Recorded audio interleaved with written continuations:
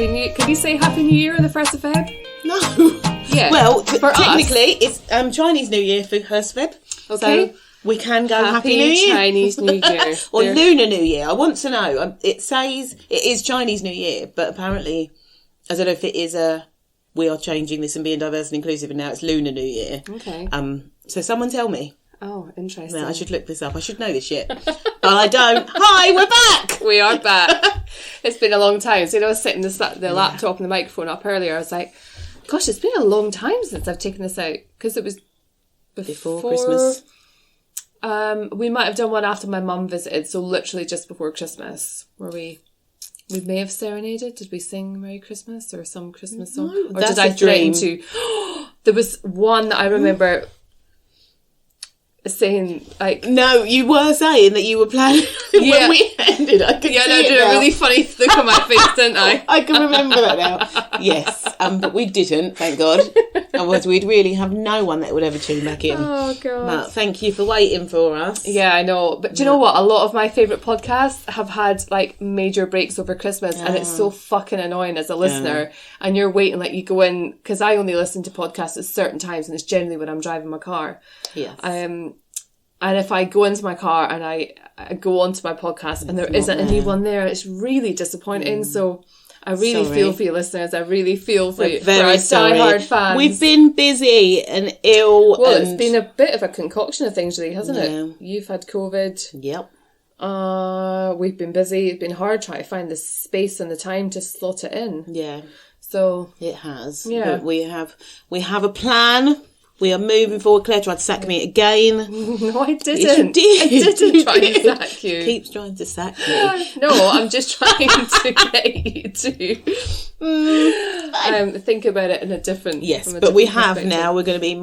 I'm going to be more professional-ish. I'm going to try. Claire's the one that's drinking now. I'm drinking water. I know. Let's just say. And I'm the unprofessional one. I've topped up my glass 3 times since you arrived, like 45 minutes. I'm not like fully like empty the glass to top it up. It was like... No, it doesn't let it get empty. That's a bit of a problem now. Don't let the glass only get because empty. There was more than a quarter bottle of the wine left, and it was like not quite enough for 2 glasses. Oh, so it was enough for like 1 decent glass and then a couple of little top ups. That's my thinking. That's your excuse. That's my excuse. But carry on.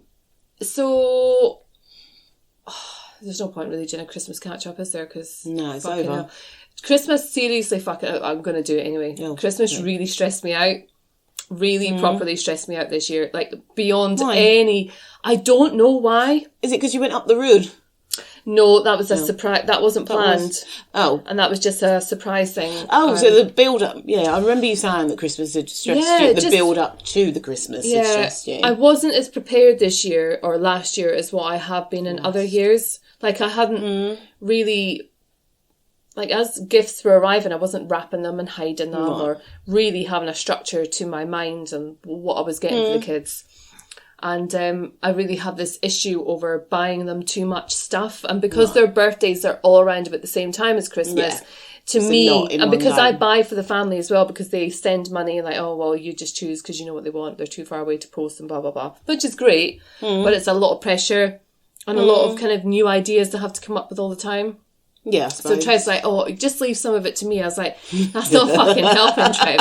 So Trev's solution to just leaving it up to him was buying little fucking overpriced shit games out Sainsbury's when he was on his lunch break at work. So yeah, and not one of them. Oh no, Freya's opened her skipping box, her skip-a-go thing. Yeah, it's got some little counter skipping. It's only got a skipping rope, but it's got loads of cards and things in it. And a timer. That's quite handy. Why has it got music? Well, I don't know, but when I seen what he'd bought, I was like, I love you and I really appreciate you trying to help, but this does not help. I want to know more about the skip a go. I think you have to answer questions. Pick a card and complete the challenge while skipping as fast as you can. Win a point for each challenge successfully completed as well as every 10 skips. But it just says staying alive. Is that a song? Yeah.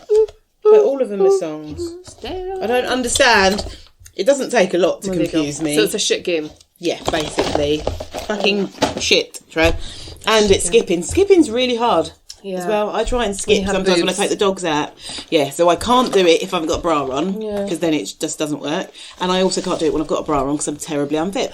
So really, I just can't skip.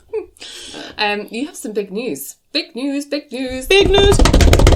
It is. We're on a countdown. So today is, what day is it? Tuesday. Mm-hmm. How many more sleeps? 3 more sleeps. Tuesday, Wednesday, Thursday. 3 sleeps. 22. I can count. 3 sleeps until the National Diversity Awards. So part have obviously been nominated or shortlisted. I keep saying nominated, and it's not, because I don't know why, it's slightly different. Okay. But so nominated was you guys, or the public nominated people, and then they have shortlisted. So we've been shortlisted for the Community Organisation for Race Award. So yeah, that's on Friday. It's come round. I feel like it's come round really quickly, although I've known for fucking ages. I am not prepared, even slightly. How do you prepare for something like that? Like shave the side of my head.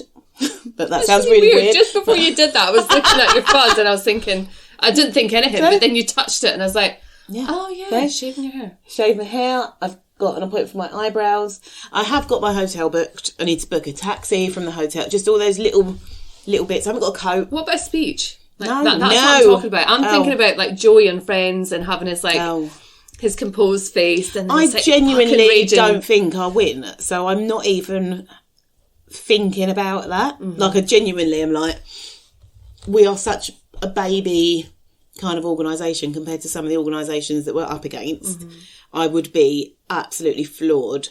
And equally, as everyone knows, I'm a winger. So if I did win, even if I had a speech in my pocket, I wouldn't read it. I would just get up and talk shit. So that is what I plan to do.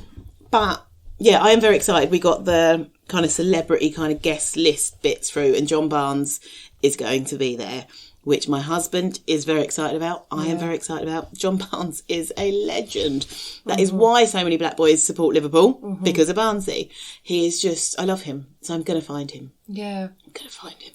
Can you imagine the photo opportunities? I know. Your face is going to be fucking hurting by the end of the night. Everyone was smiling. And... I am very excited. It's very posh. I finally have a dress, which people will be very happy to know, because I've been very stressed over a dress that, I don't do glam. I'm realising this now. I realised this when I got married and trying to find a wedding dress. I don't do glam. I've been saying this. I'm Pretty Woman before, not after, when she's all classy. I am the thigh-high boot, very, very tight, small skirt. And you can't really do that glam. I could, but I'm not going to. Yeah, it's exciting. I can't wait to see, because there'll be professional pictures that get taken as well, and they'll have all the backdrop, and it'll be like on the red carpet sort of thing. It's very cool, and it is on YouTube. It's streamed live on YouTube through ITV's channel. Yeah, or I think it's through ITV's channel, National Diversity channel. Okay. I'll find the link. I don't know if they sent me a link. I don't know, but it's it's on live. Oh my god, that's really fucking cool. It is very cool, and it is their 10th.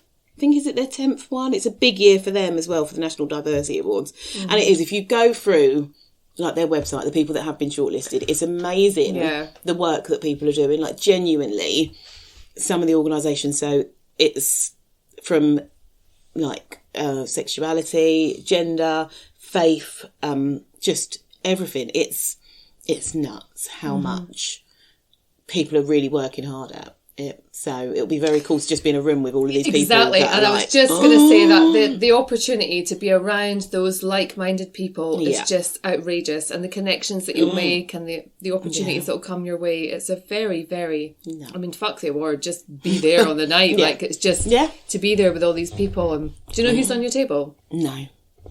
No, because I've been saying, oh my god, that's a nerve-wracking prospect, isn't it? Imagine Barnes is on your table. Oh god, I'd have to leave. So I'd embarrass myself so badly. I couldn't sit on a table with him. But no, I was saying, because I know someone that is going, and I was going to I was like debating, should I ring him and say put us on the table? And I think it was you that said leave it to the universe, because this could be, and it is. The universe is. I'm a firm believer in the universe will conspire for you. Yeah, that's what I'm trying to say. Thank you. So yeah, it'll be interesting to see who is on my table. Yeah, but it's very exciting. They've sent the menu and it's fucking amazing. The food looks really good. Oh yeah, you've got to eat in your dress. Yeah, eat and drink. But the dress is, it's fine. It's good. It's all good. It's flowy. I can eat and I can drink. Not drink too much because it's wine. Mm-hmm. And that is a problem. And I would like to be respectful. But we're in Liverpool for the weekend, so I can be respectful Friday. Yeah. And then Saturday, not so much. Yeah. But yeah, it is a big deal. And I think it's very cool. Mm-hmm. And I'm kind of like, what? Have you got a white face mask yet so I can put your I fucking forgot. Logo onto it. See if you can get yourself a white black. White. Oh no, it has to be white. It does have to be white. Sorry, I was just thinking of my logo. No, black. No, white. If you go white, then I can put the black and the white, but I need to get some heat transfer vinyl to make it. So yeah, anyway, sorry totally brain vom. Freya got a cricket. For those of you who know what a cricket is, you know. Is that what it's called? A cricket? Is. Yeah. Oh. I don't know what you actually call them. They're little machines that can cut out card and plastic and vinyl, and you can stick it onto. Well, you can make birthday cards. You can make scenes. You can make. Amazing. You can make anything. You can make decals for your wall, card decals. You can create merch, and I'm going to do a line of merch for the podcast. That would be cool. Yeah. That would be cool. We need to get like an official logo, though. Have we got a logo? Not really, no. So if anyone listening has the skills of design, I can create, I can put your name out there, but I can't come up with the original idea. That's what I really struggle with. No, see, someone did mine for part. Rhea, thank you very much still, because she did it all for free as a gesture towards the cause, which is amazing. I mean, it's the best fucking logo ever. It's a very cool logo. So I am very excited. Mm-hmm. I'm sitting next to some key rings that Claire and Freya have made me, and it's weird to see. I get this quite often with part, that you get these little shocks of this is real. Yeah. And it is seeing like my logo on an actual item is like, this is real again. Yeah. This is weird. I totally get it. But it's so cool. I'm like, oh. I gave away some books the other day to someone on Facebook, and she came and collected them, and we were chatting on the doorstep, and she's a proper book lover. She's like, I really love spiritual self-help books. I was like, ooh, you might like my book. Hold on, I wrote a book a couple of years ago, blah, blah, blah. Yeah. She's like, oh yeah, I'd love it. So I gave her a copy of one of my proof copies that I got originally sent to me. And she sent me the most amazing message last night saying how much she just adores the book. And I was like, fucking hell, I've not promoted my book in ages. Like, and just to get that, like to read that and be reminded that again. Yeah, it does. Just be reminded that your work, like I did it for a reason. Yeah. And it's nice when people read it and they take something from it. Yes. And that is very cool. Yeah, she was very, very sweet. And I didn't have her down as a swearing bird at all. Yeah. Not at all. But in her message back to me, she's like, because she must have had the green light from reading my book, right? And she was very sweet in her message to me last night. I was like, fucking you go, girl. She's an older girl. Yeah, okay. But yeah, really cool woman. Really cool. Aww. So I think I might have made a new friend. Oh. I know. She says she's going to buy my other book, and I said, I'll sign it for you. Oh, see? That is good. I know, it's quite cool. That is fun. And it is. I think that you forget, I suppose, with something like your book, that because you do the promotion, I imagine, when it comes out, and then you just sort of go off, and then you're thinking about the next one. Yeah, that's it. Actually, it is something that you should talk about more, because for one, it's fucking brilliant that you've done it, and for two, it is a bloody good book. But for three, I suppose it is, you have to remind people. Yeah, that's it. And I'd set the kind of sort of promotion and advertising aside until in my head that I'd written 5 books, and at the 5-book point, I then have enough content to then keep myself busy full-time advertising my book and investing in when you look at online advertising and the investment you need to make in that, when you have more than, or is it 5 or more books, I think it works out more effective, because you've got the chain link of people who maybe find one book and then like tinker through and find other books, and it's Okay. So yeah, but that was an easy thing to be like, oh, I'll wait until I've got 5 books before I spend like £200 a month on advertising or whatever it is. So, I mean, and that's a really low investment, but the return is worthwhile. But it's understanding the system. It is business things like that. Fuck with my brain. I am not business minded at all, and I'm realising that the further and further apart is getting that now we are fully registered as a CIC because I've finally got the paperwork done. But it means I actually now have to do something, and I can't keep just doing ad hoc, which is good because it's what I want to do, and it does kind of just give you that kick to go. But I think easing yourself in is a good way sometimes. Yes, but I still would need someone's help to sort of just go, this is how, like funding and budgets and all of that kind of stuff. So again, if anyone wants to help, please do. You'll be helping out a very good cause. Yeah. But yeah, I've got a planning day coming up, so I've got lots of stuff that I am going to plan, and I feel like this is the year that I will work for part officially. I can feel it in my bones. It's exciting. Very exciting. It is. I feel like 2022, good year.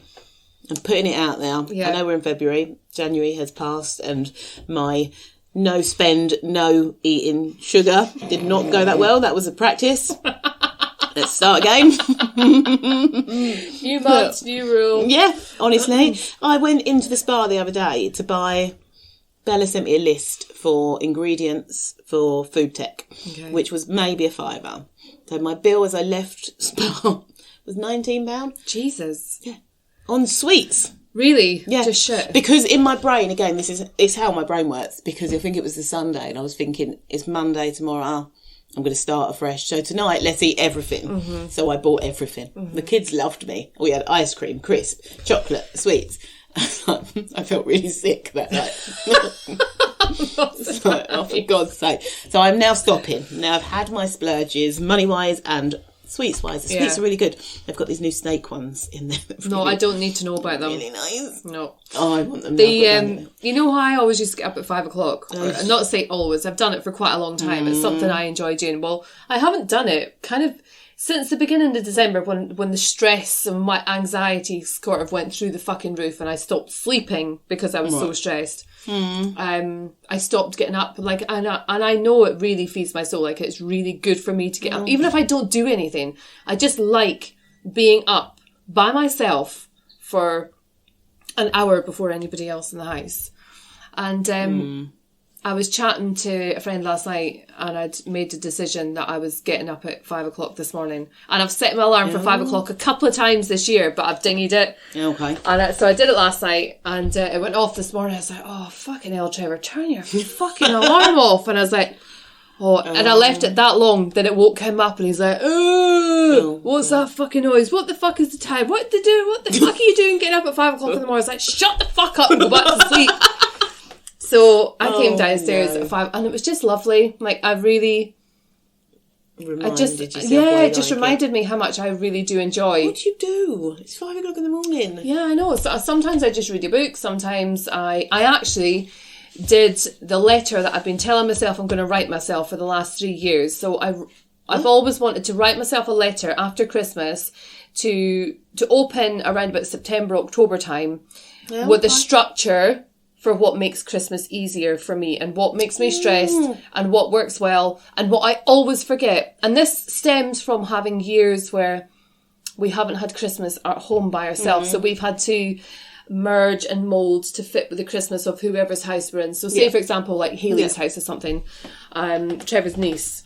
The present haul has to be equal, so it has to be the same amount from Santa for our children as for her children, and that sometimes doesn't equal what we might have done at home. So I find it overwhelmingly stressful to deal with all that, and then trying to balance it out. And fucking Freya was on my arse, something rotten this year. She was blowing smoke up my arse, she was trying to catch me out, ridiculous stuff. And I don't know why I was like so precious over this fucking thing. But it really stressed me out. So I started writing my letter this morning on the things, And it's really cathartic. Like, it puts me at ease, because I think, well, if I start thinking about these things, like, towards the end of September, I think, well, actually, I could start doing the small things, or as soon as I start seeing them on sale or whatever, I can just buy them and just wrap them and keep a list of what I've bought. And that is the main key thing that I didn't do this Christmas. I was spending like a millionaire, and it was like on Christmas, and I hadn't even wrapped, so on Christmas Eve, it was like, I had a shop on the table, and I was like, ooh, what will we give to Aidan? What will we give to Connor? What can we give to Aidan? And it was ridiculous. I was like, just buy everything! Oh, God. See, champagne lifestyle on a lemonade budget. Yeah, absolutely. I know. That's a tattoo, that is. That really is. So, yeah, that's what I did this morning. I started writing my little letter to myself, just because and it was very calming. I've been wanting to get up earlier. I think I started the year with really good intentions, and then the COVID, I'm fully blaming COVID, because it's fucked me. I am exhausted, and I'm not doing anything. Like, I haven't been to the gym, I'm not really doing anything, but I feel exhausted all the time. Like, after doing really stupid little things that I'm waking up in the morning, I'm so tired. I don't go to sleep until very late, and then I do wake up with real random thoughts and start just planning random things in my head in the middle of the night, and I need to go to bed earlier. But I'm not good at that. Yeah. And I need to get back into the habit, because it does mean that I think working from home has made me lazy anyway. Because it's just, my commute is 2 minutes. Yeah. So I'm like, and I'm still late when I have my first meeting at like 9. So like, for fuck's sake. It's just who I am. Stuck in traffic. By the toilet. I couldn't get past the dogs. It's probably quite true, to be fair. But, yeah, I would like to. So, after this week is semi-hectic, and then we'll get back to it's a really lovely thing. I mean, it's one of my favourite things to do for myself. Yeah. Because it's just... It's a house... The silence is deafening. Like, there's nothing. That fucking clock is so loud. So loud. You have issues with sound anyway. So I wouldn't be alone. I'd have a dog on my face or on my side. Well, and it's, no. There's times when Sam like gets up at like 5:15 to go to work, and I'm like, get out quickly and let me go to sleep.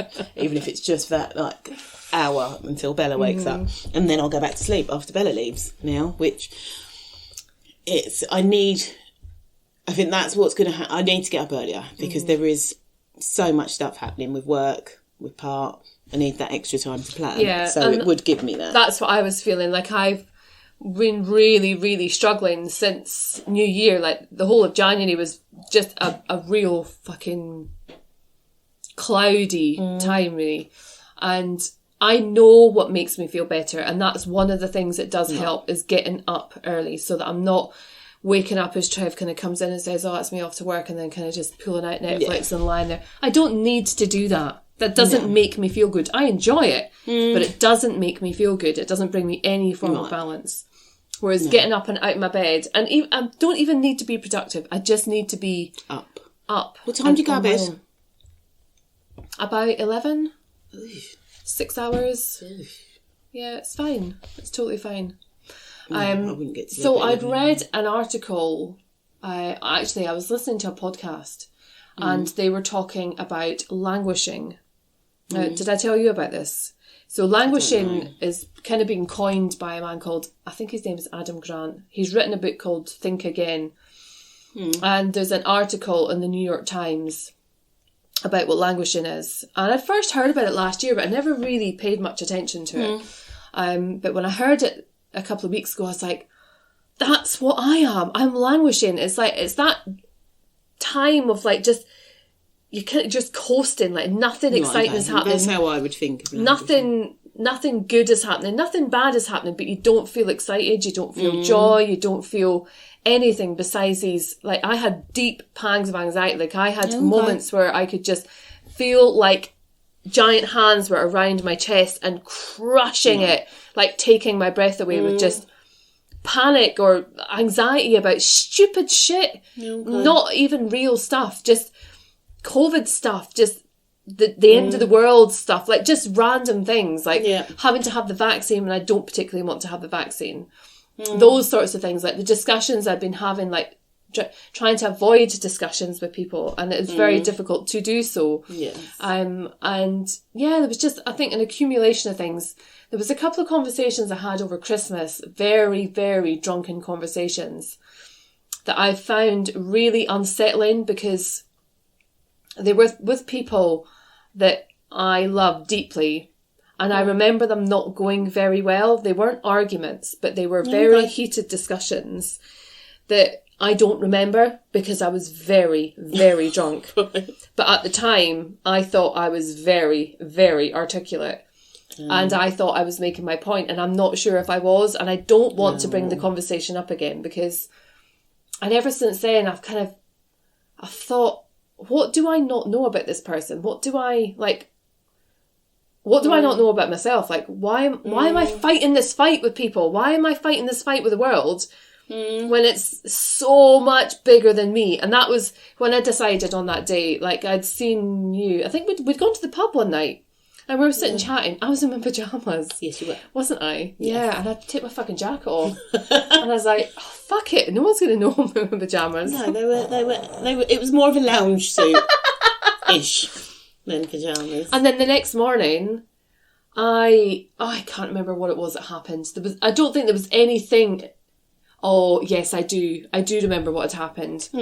I'd tried to arrange to go and see one of my old residents at the nursing home I used to work in. Yes, definitely. And the manager says, she was really, really lovely, and she just says, oh, you're not allowed in the home unless you're fully vaxxed, preferably with the booster as well. And I was like, this man has got nobody. He hasn't got a single fucking soul in this country who's going to visit him, apart from the staff. Like, he's very loved at work. Yeah.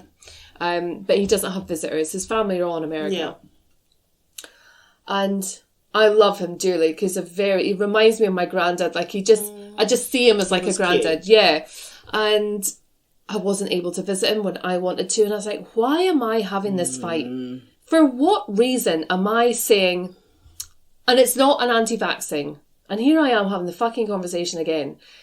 But I realised that it was bigger than me. It was bigger than my ego. I was sick of having the fight. And the fight was contributing towards the feeling of unease that I was experiencing. And thankfully, that day, I found out from work that our particular service were exempt because of because of some quirky little loophole, which is cool. Well, then everyone's now exempt. Yeah, I know, but that made it easier for me to go and do, because then it would have felt forced. I would have felt like, oh, I fucking did it because of work. And I love my job, and I would do it for my job because I love this job. But I didn't want that to be the reason why I did it. And I always said to myself, I'll do it when I'm good and ready to do it. And I remember when I got that email from Nikki saying about visiting. Yeah. And I just sat there in tears, and I was like, what the fuck am I having this fight for? Why? Like, it's making me feel like shit, and I can't do the things I want to do. And by the time I've got myself fully vaxxed, I'll be 3 months down the line. That's like nearly my birthday. So, fuck it. So I went and had it and got it done. And you're like, well, I didn't see that coming. No, and I really didn't, because that wasn't part of the conversation that we had the night before around it. But I can't even get started on the vaccine, because I have had the vaccine. I'm not anti-vax, but I'm very pro-freedom. And I think and that's this is fucking with people's lives now, and it's pissing me off. Yeah. But that could be a whole rant. But life is. Do you know what I was thinking about? I was thinking about earlier how much COVID has changed my life, and it sounds awful, but for the better in a way. That actually having the pandemic, having the lockdowns. I think has brought about opportunities for me in a positive way in the virtual working, I've had promotion at work, which I would have probably got at some point anyway, because I was a very experienced member of the team, but I was just thinking about how different life would have been had COVID not have been a thing. And obviously it's been awful, and I'm not undermining it at all, but I'm just saying from my personal experiences that I think life would have been very different. I don't know how far I would have come in the way that I've come if the last 2 years had just been normal 2 years, if you know what I mean. Yeah, totally. But, yeah, it was I was just thinking about it. I found it really interesting because I think it kind of sped some things up, and considering it has been such a shitty 2 years for most people, I think I've been very fortunate that I've been able to make the best out of a shitty situation. And obviously there's been a lot of shit that has happened the last 2 years, like with my mother and Sam's dad, and there has been lots and lots of shit. But I think from a business side of things, it's actually shown a different way of working. Focus, I think just having that virtual working, I think I've been able to do so many more workshops, doing the unconscious bias training. I wouldn't have been able to do those in person. Yeah, it's changed the culture, the way people look at how they spend their time. Completely, which is, I just find it really interesting. And it's, I'm keen to kind of look into that some more and how people can turn bad experiences, I suppose, into positives. And I think when you look at, I was talking to someone, I think it was on unconscious bias training, and we was talking about like the struggles of racism and everything else, but how you have to talk about those struggles, because without those struggles you wouldn't have had the joy, and you have to remember that stuff. And I find that really interesting, and just, you can't just go, oh, the shit didn't happen. Like, and I've talked about it before with when we talk about like the Holocaust and why that's remembered in Germany so much, so they don't make the same mistakes and things like that. But it's finding, I suppose, learning from shit and finding the joy where you can. I think that's what I've tried to do as I've got older, instead of just focusing on the shit. So. I think we're so conditioned to see it as a really negative thing. Like, oh my God, the fucking pandemic. Oh my God, it's had such a terrible impact on this. And yeah, it has. It's had a fucking undeniably horrible effect on the world. But it's also, in many ways, been the change that I think a lot of people... I think change always comes for a reason. Yeah. And we always, like, we never kind of move forward and think, oh my God, I can't believe that it's ruined my life. And yeah, for people who've lost people and who haven't been able to grieve, like, I feel deeply, deeply painful for them. But in other aspects of life, like the way that we work, the way that our children are being educated, the way that we've been able to just prioritise our time and spend more time with family, like reinvent the way that we use online and connecting with family members from afar, to have quizzes together. I mean, the novelty kind of wore off fairly quickly, but we did one. Well, actually, I seen this earlier. This handwriting, this is from Christmas Eve, when we did the very drunken quiz with the children. Me and my brother Gregor started drinking Prosecco at lunchtime. Oh, wow. I'd been out shopping in the morning, came back and said, do you fancy Prosecco, Gregor? Because I fancy a sleep in a couple of hours. So if I have a Prosecco now, I'll be a sleeping dandy by 1:30.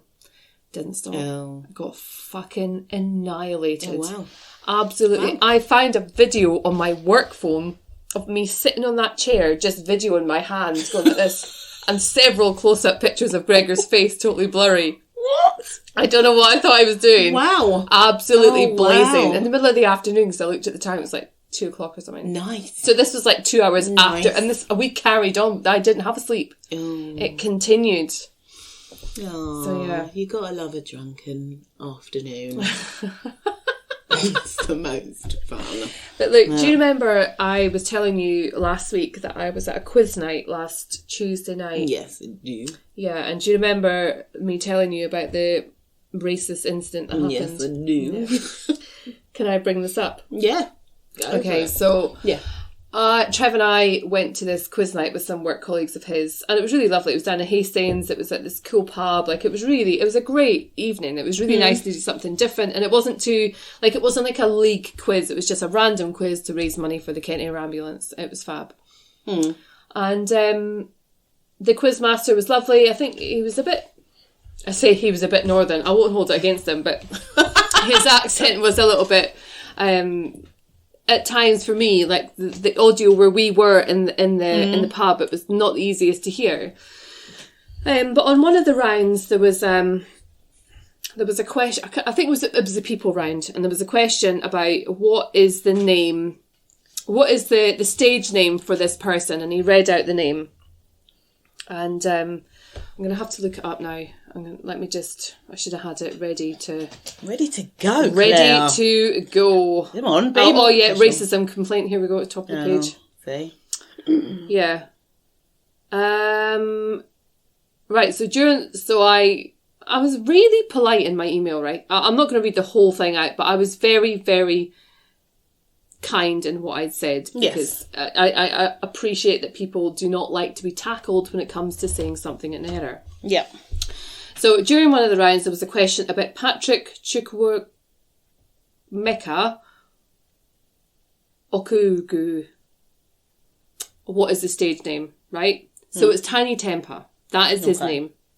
And so in the first instance, the Quizmaster had pronounced his name really well, a lot better than I did just there. But when it came to the answer round, what he then said, without even attempting to say his name, he just said, that stupid name.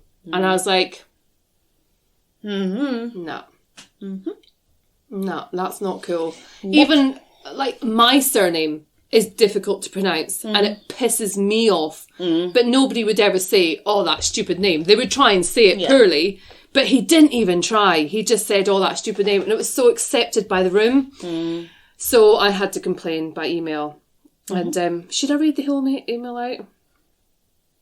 No. Well, no, I basically just explained that I didn't want to challenge it on the night because I didn't want to make anybody feel uncomfortable. I was having a lovely evening and it didn't ruin my evening, but in the light of being anti-racist and drawing attention to people's education and in light of education and improvement, I had to say something.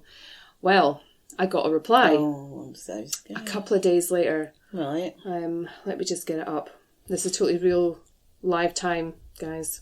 Oh God, is it going to make me angry? So I'd asked that they send the comments on towards the Quizmaster just so he doesn't make the same error again. Yeah. Because you don't know, he could have family in the room. Like you don't know who you're going to offend. And I don't believe for a second he meant to offend, but that is the issue. That the fact that he didn't even think about how that could come across. Yeah. So, dear Claire, I will pass your comments on. It is clear that you have no knowledge of us as a team or family. Otherwise, you would know... Off. Already? No, I've got a black friend, that kind of thing. Knowledge of us as a team or family. Otherwise, you would know that we are a diverse group. Okay, send me a photo. I'm surprised they didn't tag a photo in with them. Okay. So, I know that no offence was intentional and can only apologise that you felt that way. According to the Oxford Dictionary, racism occurs when prejudice, discrimination or antagonism is used, and I know that the example you have given is your interpretation and was in no way an intended slight against Patrick Chukwuemeka Okugu. Regards. Fuck off. That's exactly what I thought. I was absolutely raging. And do you know what? I went to send it to you twice, and it was on Saturday, and I seen that you were leaving, and I thought, I was going to text you and say, how's your day going? Can I send you something? But it's on a Saturday and I didn't want to piss you off. And I thought, I'll save it for the podcast. I like being pissed off here. That is fucking ridiculous. Oh God. Do you know when I've had to put my hood on? Because it's like I've had to shield a little bit from reading. Right. So you've gone... I've got a black friend. Yeah. So I BCC'd you into the email. Like, you've read the full email. You know that there was... Yeah. It was totally kind. But this is my issue. And this, please, people, talk to people and educate people. If someone says that something is offensive, do not try and defend yourself in that way. Because all it does is, as you can probably hear in my voice, is piss people off. Yeah. There isn't a defence. All you need to say is, sorry, I really didn't mean to offend. I'll make sure it doesn't happen again. Don't give me an explanation. We've got a diverse fucking group, or this is the Oxford fucking dictionary. Fuck off, because it's ridiculous, and that proves to me that you are just fucking ignorant, and that you've obviously never had offence coming your way. Because if you had, you wouldn't come back with that kind of response, because that's ridiculous. I know. That's fucking... I want to go to the pub and smack someone. I know, when I read it, I was just like, my heart was racing when I read it, and I thought, am I misreading this something? Because, like, I've really got my fucking heckles up here, and I don't know why I've got them up, so I read it again, and I was like, nah, she is being arsey, like, she's got tone. She's being patronising as well. Like, we know better than you. You've taken this in the wrong way. Yeah. Like, so just so you know, we know what racism is and we haven't done that. And you should know better. Like, fuck, are you shitting me? This is, do you know what? That is what I expected. To be fair though, I didn't expect it to come back and go, oh my God, I'm really sorry to have caused offence. I knew, and because I've obviously been on the end of that kind of stupid shit before, where there is an explanation. Don't explain it, because it's not. I don't think I've ever been in a situation where someone's tried to explain the offence that they've caused, where I've gone, oh, do you know what, actually, yeah, I was wrong. Oh, yeah, I totally get it, yeah, fucking hell. Fine that I was offended. Jesus, change my name, I don't know who I am. Seriously, I don't think that's ever happened. So I am secure in just saying that doesn't work. It doesn't work. And if you genuinely feel, because I get it, and I get that's why, like when we spoke about it before and you said you didn't say it in the moment, and I totally get that, because that would have come back, that email would have come back 10 times. Yeah, because it's awful. in person, it's in the moment, people get defensive. You weren't calling anyone a racist. You were saying that this was a racist incident that happened. It was offensive. Please think about it in the future. What's wrong with that? If you bought a beer from them and said the beer was off and it's a bit flat, I'm just letting you know so you don't keep giving out flat beer. What's the fucking issue? Yeah. But I'm telling you that something, and I'm gonna hazard a guess that was an all white room at the quiz. Yeah. Do you know what? I didn't go out of my way to look, but there was not. From recollection, thinking about my corner of the room, every face was white, yeah.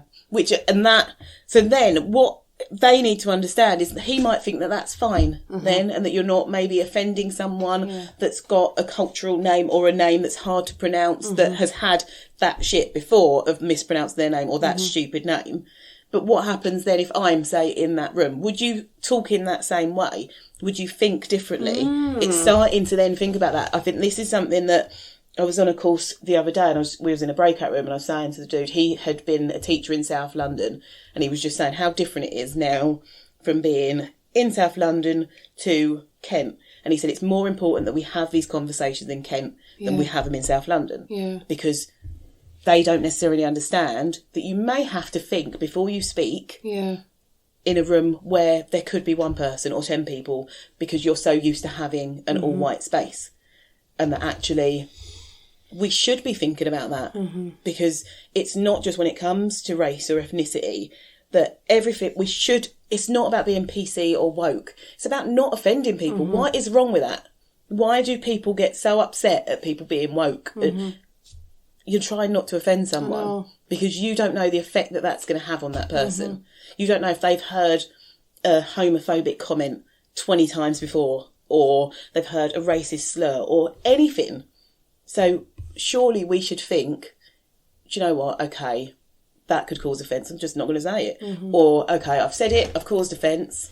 I'm just going to fucking apologise because it was wrong. Yeah. Because he had the choice. If that was his opinion of the word, and this is what I kind of went, I didn't send an overly long email, but I did go into the fact that the Quizmaster, if he felt that way about the name, he created... the quiz questions. He didn't need to include it. Yeah. And if he insisted on including it, just perfect it. Yeah. Well, which you said he did the first time. He said it really well the first time. There was no issues. And, I mean, I struggled to say his name. So, I think he did. And I did tell them, like, we had a really lovely night because it didn't affect our evening. So her reply was very, very kind of... Yeah, just like you say, predictable. I didn't predict it coming that way because I didn't think you didn't think you'd worded it in a way, and that's the amount of times I have, and I know that you sat for a while before you sent that email to make sure, and the amount of times I do that. Anything I write, especially when it comes to it, I have to go over it and over again, especially if I'm calling someone out. To make sure, which is fucking annoying as well, but to make sure that I'm not being aggressive or that I'm not being accusatory because I want them to get the facts. And no matter how I write that, whether I write you're a fucking dickhead or whether I write it in a polite way, you'll get the same response back. It's very rare that I will get, do you know what, I'm really sorry to offend. Oh God, that's a really... Like, really? It's a really... and I remember you saying to me during the fallout after the George Floyd, or not the George Floyd's murder. And I remember you telling me this feeling of just dullness and doom and just this heavy, heavy feeling on your chest. And although I can't say that I feel the same as what you do, I understand, because to a degree, or I think I do, because I am starting to see a little slither into that inability to change people, or the lack of willingness to change. And I experienced this in conversations I had kind of in the last month with people, just ignorance and the lack of wanting to understand why. You might have your beliefs, you might have your ways of thinking, but what is so wrong with saying, yeah, all right, I don't agree with it, but yeah, I can see why you might want to see it from a different light. Like, I'm not necessarily talking about racism. I'm thinking about one conversation and trying to protect the person's identity at the moment. But I am very much like, yeah, that's totally cool. Like, have your thoughts, but don't hold somebody to ransom over theirs. But I think it's when you can have, I'm thinking of a situation again at the minute, but where you can have your morals and where you can have an education of people. And if someone's morals are wrong, like for humankind, then they're just wrong. And that's really difficult to have a conversation with someone when their morals do not align with yours or with what where they should be. That whereas you can have a conversation, which is probably why I like working with young people more, because you can educate them on things. You can have a conversation. They might say something that, I did a workshop just before Christmas, and one of the things we always talk about is I don't see colour. And I always just say it's a stupid comment. It's a lie. Or ultimately it's a lie. And this little boy, bless his heart, and he had really joined in, and he was a little white boy, and he just went, but miss, I don't see colour. And I was like, okay. And this group of these 3 black girls went to jump, like they just, what? And they got their backs up, and I was like, stop. Like, let him speak, because you don't know, let him at least explain his point, and let's have a conversation about it. So for one, we're not doing it aggressively, because we're not going to get anywhere. We do need to try and have this in a calm manner. And I just said, explain your point. And he said, yeah, but I think everyone's equal. I said, right, okay, that's a different point to what you're saying. I said, when I walked in the room, did you see that I was a black lady? Yeah. Will you see colour? I said, if what you're saying is very different to I don't see colour. And that's what you need to understand. And these girls were sitting there going, yeah. And I was like, calm down. Like, calm down. It's all right. But it was, he wanted to learn. He said something that, and even I was talking to the girls after, and I said, see, you wouldn't have given him a chance, because that was part of the problem that they have in the school, is that there's a lot of back and forth, that kids might say something where they don't understand, and then a lot of the black kids might get really upset about it because it might be shit that they've heard. So then they have an argument, and then it all just gets shitty. But no one's kind of educated on it. Whereas actually, sometimes you do have to have, it's that education, especially with young people. And they were saying there were people with different learning needs as well that they really didn't understand racism, which is why I do what I do. But I said, by having that conversation now with him, he now has been educated, and you can see that actually he had a good point. Yeah, it was a positive experience. Said it in a bad way, and they were like, "Yeah, right then, okay, cool." But that is very different to someone just going, "Well, racism doesn't exist," or, "Well, yeah, but if you stop talking about racism, then it will go away." Shut up! Like, no. Yeah. But it is. I think I'm learning more and more on people's morals. It's a real, I say I'm learning, I've known this, and it is, that's the conversations where I'm like, I can pick up a chair now. I'm going to pick up a chair, because I can't do this anymore. But hopefully, all I can take with things like that email is that I hope that at least they think next time not to say it. I'd respond with 4 letters. First one being C. I want to challenge them in a week's time and say, have you received feedback from the Quizmaster? I want to keep pushing it. That would, I think, would be a better response. I think that you'd get into an argument. It's that kind of like Facebook comments that you're not going to, she genuinely did not want to learn there. She didn't want to admit any fault, that she's taken it very personally, whereas actually I would probably email in about a week and just say, thank you for your email. Have you spoken to the Quizmaster and has he got any feedback or something like that? Because then you're showing that actually your email's stupid. Yeah. I'm not going to feed into that, but I want to make sure that this is never going to happen again. Yeah. And that's because you weren't emailing to call anyone out and say you're a fucking idiot. You were just emailing to go, do you know what, this could be really offensive to someone in future. Like, that's not, it's just, I don't know why you would get so, I genuinely, and I think that's what pisses me off so much, I don't get why you'd be so arsey. Yeah, because it wasn't her that was speaking. Like, I could get it if it went straight to the Quizmaster and he replied to me, yeah, I can get why you might be a bit annoyed, but it wasn't fucking her. No. But this is... I don't know who she is. It is, I swear to God, when it comes to racism, people struggle so much to have a conversation and to admit that there is a problem. And what that reads to me is going, but there isn't a problem with racism, so why are you making this about racism? That's what I kind of get from that, is that we're very diverse. We're a very diverse group. So why are you making this an issue? We need to go to the Oxford Dictionary to tell you that. Or who was, I can't remember, Sally will remember, someone quoted the Oxford Dictionary to her, and I can't remember what the word was, but I was so angry again, I nearly oh dear, that people are idiots is what it comes down to sometimes. Yeah. But well done for you for challenging it, because you could have just left and been like, fuck it. But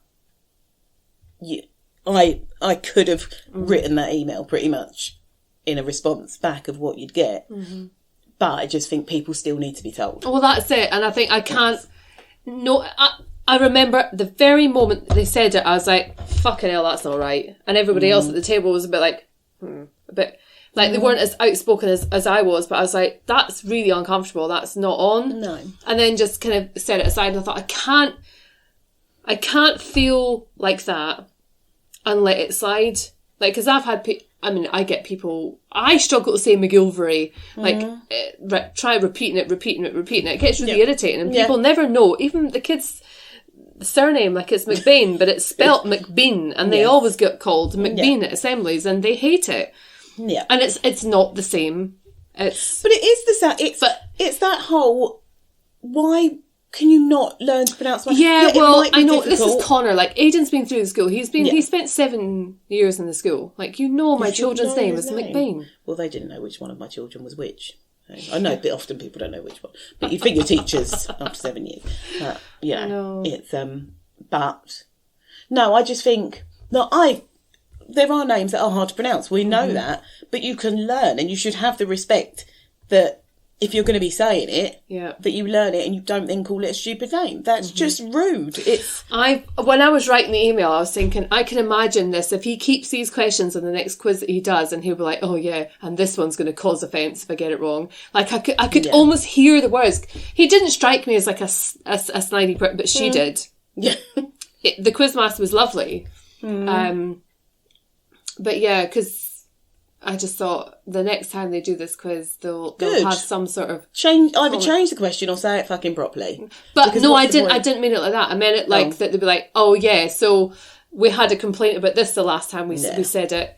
Because, just assuming that they're talking to a white room. And even if they are talking to a white room, what's not to say that is still not going to cause offence? But the thing is, it's that Sam could be there in that all white room, but that's his black family. Say, so it doesn't matter that it's an all white room. That's what I'm saying. You should still be thinking about it. Yeah, you don't exactly. know who is you don't know their cultural background. Who's watching celebs go dating, and one of the boys is a Bayesian boy, or that they went on a date with, so he's from Barbados. Do you think that he's probably got lots of friends and family that are black, or like? And you just think. You don't know when. I don't know why you would not want to cause offence. So it truly baffles me. And I think because I will argue over most diversity issues, because I just think, well, it all intersects at some point, whether it is ethnicity, whether it is gender, whether it is sexuality, that if you let one of them slide, then that could affect somewhere else down the line for another community. So why would you do that? Like, it's just... I think we need to unlearn what we've learned about what we think we know about how to label people. Like, we need to learn to just not have to call people he or her, or assuming that you know where they're from, or needing to know, why is your skin colour different? Why do you sound different? Like, even when I made comments about the Quizmaster earlier, he was from up north. Why does that matter? Like, I'm from far up north, but I live down here. I think it does matter. It's not. It helps to give that picture of a person. Yeah. It's, I think, that we have to take away that kind of bias of what that then holds. By you saying northern, I've got a picture of a northerner in my head, which I know is a stereotypical picture of a northerner. So then I have to go, no, shut up. Okay. No, it could be more. It's not because we will, like, stereotypes come from something. Our biases come from something. But if we're going to keep judging people on just that bias, then we're fucked. Because then I'm watching at the minute so I talked about it a couple of years ago on the Part Facebook group. So there's a program, Blackish, so it's comedy, and I fucking love it because every episode has like a story that often goes back to slavery or some nonsense. Like, it's really educational as well as being really funny. And now they've got 2 spin-offs, but the spin-off I'm watching is mixed-ish. So the mum in Blackish is mixed race. So it's about her growing up in the 80s as mixed race. So she's got a black mum and a white dad. And it is brilliant because just the way they talk about things, because they're looking at it from both sides. They're looking at it from a black voice and from a white voice, and how they interlock, and how obviously America was very racist at that time and still now. But it's really educational, and that I watch it, I'm like, yep. But then I'm laughing at other points. Where can people see it? Disney Plus. All right, okay. Disney Plus has got mixed-ish. Okay. Yeah, Blackish is brilliant, and it is one I do watch on my own because I can feel that it could offend in a way if you weren't, how do I say it? If you weren't on the page of going, I'm trying to learn. Okay. Because it might make a generalisation of going, and white people did this. Yeah, and that's what Sunny does. And they're trying to teach. I think it's the humour. I'm going to try it. I am going to try it again. I am. But it is, I think that I would be interested for both Blackish and Mixed-ish from a white perspective, because I am watching it from a black perspective and going, I get that when they're saying things. I would be really interested to hear from the other side if it's gone too far. I don't think it's gone too far, in that it's not, for me, it's not slagging white people off, it's calling attention to tensions that would have had, but especially in Mixed-ish, they do it the other way round sort of as well, but I would be interested to hear. That is interesting, and I'll watch it, because one of the conversations I was having recently was around the white male and being the enemy of society at the moment. And I'm going to put my head back on. Well, this is one of the many conversations that I don't fully remember. But I remember really having my back up, and I remember saying, I'm going to phone Tanya. I remember saying that very much. It was a threat. I was like, I'm going to bring her around here. I'm going to bring her over. We should do that as an episode, to be fair. The white male. But we'd need to have somebody who was... a white male. Well, white male, but also not so white male that they were prepared to... I know who'd be really good. Aiden. Aiden would be good. Yes. Aiden's a good white male. He is a very good white male, and he'll totally take one for the team. Yeah, right, Aiden, I know you're listening. Yeah. Well, we're coming for you. I don't know, I challenged him on it today. And what, listening? Has he stopped listening? Well, no, I was chatting to him, and I said, so, my favourite show of all time. He's like, what one's that? I was like, do you even fucking listen to the podcast? He's like, well, I haven't really listened to the last couple before Christmas. I was like, nah, I've talked about it a lot. So rude. I'm going to message him in a minute. Yeah. Call him out. So I reckon Aidan would be a very good one to have on as a white male and he wouldn't take it personally because he's very much... He's woke. He's woke. He is woke as a motherfucker. He is. He texted me about a protest the other day. I'm very excited. Oh, did he? Yep. See if I was going. Oh. I am going. Is he going? Can I go? He's going. Yeah, I find the date. I actually need to put it in my diary. I was thinking about this earlier, that I need to figure out when it was. Because I feel like I may be busy. But I don't want to be busy. I want to go. Let me find it. It's March 19th of... Hold on. 19th of March. Doesn't stand out as something I can't do. No, that's empty in my diary. Ooh. Yep. Where is it? London. So yeah, it's a big I'd one. love to do that. March Against Racism. UN Anti-Racism. So he's going. I could get shot. You will not get shot. I know, but it's quite With a exciting. plastic bullet, you might. No. Just be like a rebel. But it is, and he is like, and that is, yeah. I love Aidan anyway. I can't even find my words. But yeah, I think white male. Catherine Ryan talks about the white male quite a fair bit. And yeah, there's a lot we could say. I think that could be a proper episode. Yeah. But that would be interesting. Well, yeah, I do. I do think it is interesting. And Aidan wouldn't take it from the point of us trying to fight with him. It would be a conversation. Yeah. And that is the point, because really it should never be a fight. And there's certain points where I will get into a fight.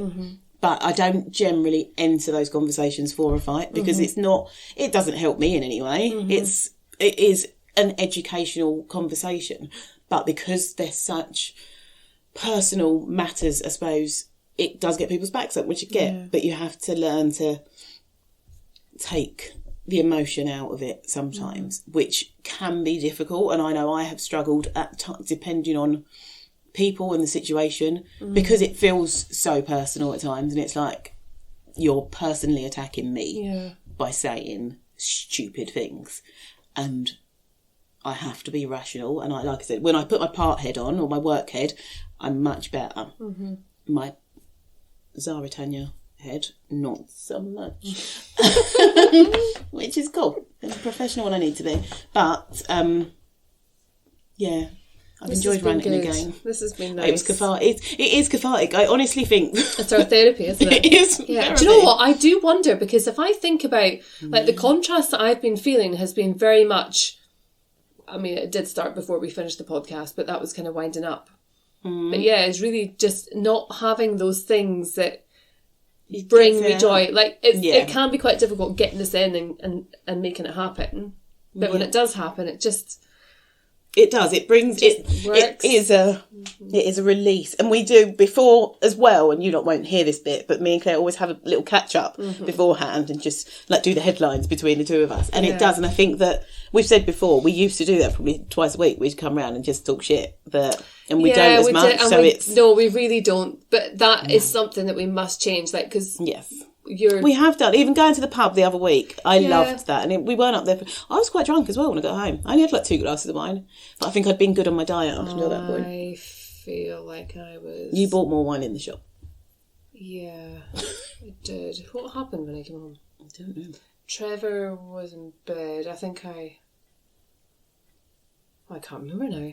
No, see, you probably drank more wine. No, I went to sleep. Well, I didn't go to sleep. I probably went home and watched some shit telly for a while. But I just sat and drank a glass of wine and watched telly, falling asleep on the sofa. But it was not. I think it is important to do those things. I think it does, relax the soul.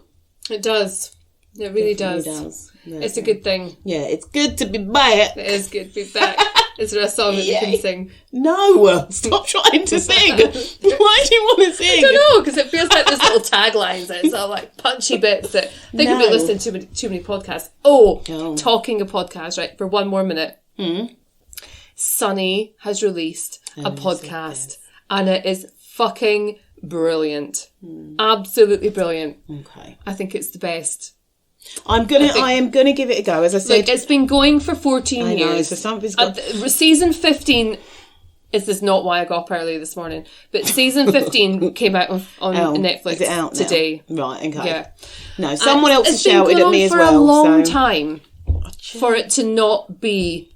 It'll be one of those things in a couple of years' time where it's like fucking Breaking Bad. Like, everyone's like, oh my God, have you seen everybody? That either. Okay. Well, the Game of Thrones, some other bullshit. Yeah. Fucking Grey's Anatomy. I am not bullshit Grey's Anatomy. That saved my life during COVID again. I forgot how much I love it. Oh. But no, I'm going to give it a try. Someone else has shouted at me, so I'm going to... And it does sound like it is a cultural phenomenon. Yeah, and it's an educational experience. Absolute cult viewing TV. And they are coming at it from such a satiristic twist on comedy and social challenges. They're just really annoying people. Yeah, but if you listen to the podcast and you hear them talking about, like, considering they filmed their first they call it their home movie, like, is their pilot.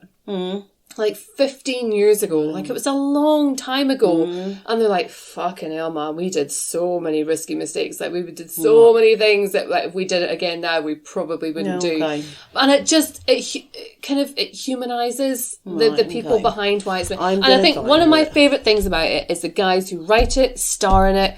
It's their baby. Like, it's not... Like, it's fun. It's FX. It's, you know, it's their production. Yeah. But it's the boys who have created it, that they've made these characters, and they're the worst fucking people in the world. Sunny Philadelphia. It's Always Sunny in Philadelphia. The Always Sunny podcast, is that? Yeah. Okay. And there's just so many iconic moments from it that it's... Okay. It will be a travesty when that ends. But it's been signed on for 19 seasons. Okay. So it's got another 5 years. I'll give it a try. One other plug, or not plug, but me and Boo and Sam went to see Six, the musical. Oh, did you? Last week? Somebody else said to me about going to see Six. Oh my God.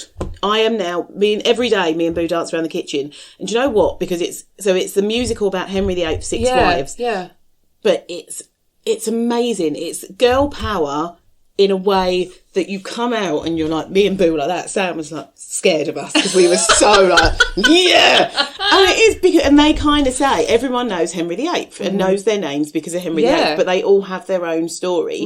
And it's really interesting hearing them talk about their stories and the kind of abuse, just trauma that they went through that we kind of don't really care about. No, totally not, because Henry VIII is a fucking king. Literally a king. Yeah, it's so good how they kind of get you to that point at the end of going, fucking hell. But to really good music and really good songs, and it's only like an hour 20 long. It's really short. That's one of the best things I think I've ever seen. And the cast is so diverse. It's fucking amazing. You had an Asian girl, you had black girls, mixed girls, white girls. Fucking love it. It's an all-female cast. Even the band of female. It was just fucking go and watch it. Okay. Go and watch it. Tiny theatre, so you feel like you're in. And girl power. That sounds good. Yeah, definitely. Yeah. Plug in that. Also, Just the Gist have done an episode on Henry VIII and his wives. Oh, okay. Yeah, it's very, very interesting. Ooh, it talks about all the wives. And I think they talk about Six as well. Okay, I might listen to that one. Anyway, this is us. What happened to our half-hour episode? Yeah, it didn't. It didn't. It's an hour and 8. I'm going to make it an hour 9. It is also today. We're recording today, which is the 1st of Feb. This won't be out until Friday, which is the 4th of Feb. It is LGBTQ plus History Month. So we're going to talk some more about that in a later podcast. But just as you listen to this on Friday, start thinking about things that you could maybe do for LGBTQ plus History Month and how you can mark it, how you can learn more about everything. Just randomly look for somebody and just learn about them. Somebody that you would normally think about. Yeah, there's a lot of very, very cool people. And again, it intersects into so many different areas. It's and then when you start looking into the history of things, and it's very cool. So go do that. Cool. Right. Plugs over. We love you. Bye.